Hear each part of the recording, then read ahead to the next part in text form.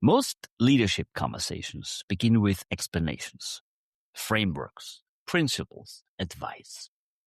They tell us what leadership is supposed to look like. But leadership rarely announces itself that way. It shows up in moments under uncertainty, inside pressure, when decisions are made before there is time to be sure. It moves through people, through groups, through systems, often without anyone fully noticing it's happening. You can understand leadership and still miss it entirely.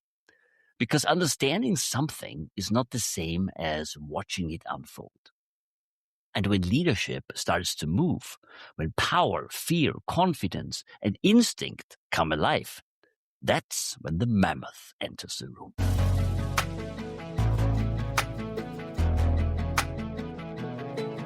Welcome to the Mammoth in the Room podcast, where we share real-life stories about leadership and their underlying human behavior rooted in science and research.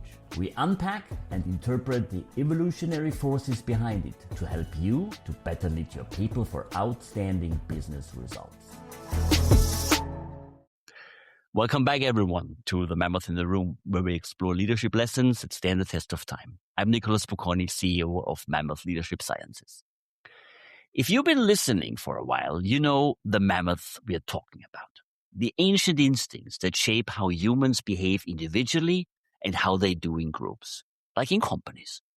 How we respond to power, how we react to threat, how confidence spreads, how fear narrows thinking, how status changes what people say and what they stop saying.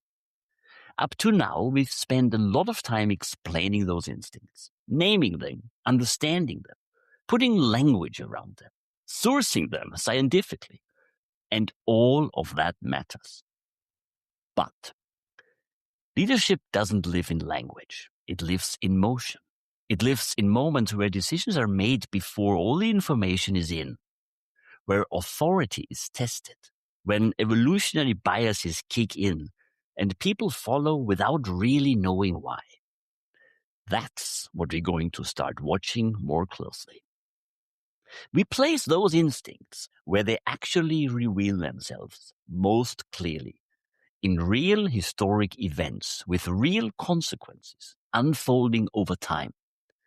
Because there's something history gives us that modern leadership conversations often can't. Distance. History lowers the temperature. It removes defensiveness. It lets us observe behavior without immediately protecting our own identity. And that's why it works so well as a mirror. History doesn't repeat itself. Human behavior does. The same instincts that show up in boardrooms and executive teams today showed up centuries ago, when the stakes were higher, the feedback harsher, and the consequences impossible to soften after the fact. That's what makes history such a powerful laboratory. As we move forward, you'll still hear about leadership, power, and decision-making through the lens of neuroscience and evolutionary psychology, but not as theories to memorize.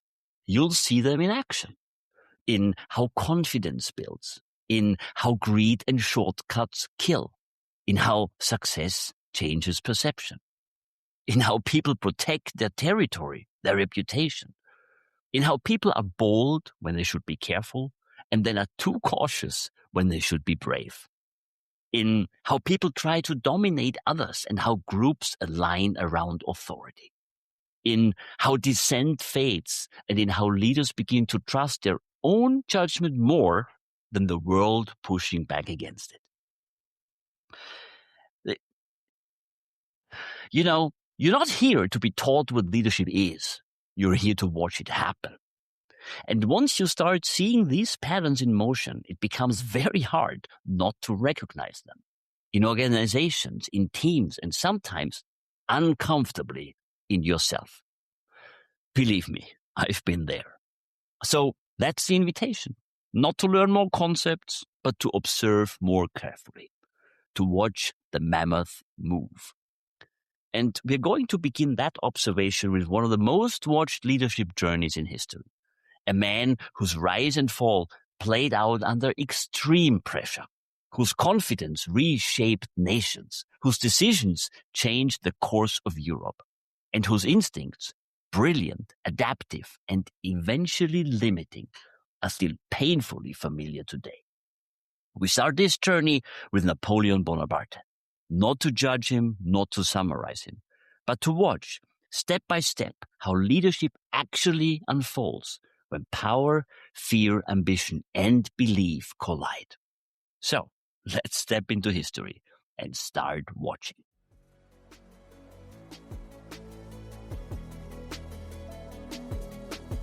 Thank you for listening. If you enjoy this content, don't forget to subscribe. I'll see you on the next episode of The Mammoth in the Room.